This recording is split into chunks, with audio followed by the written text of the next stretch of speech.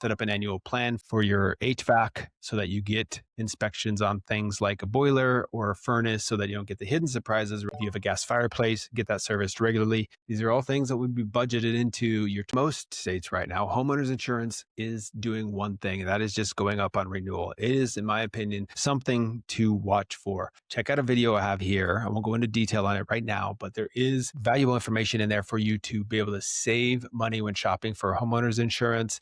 And that might even go to how you bundle your policies, home and auto, and should you. So check that video out.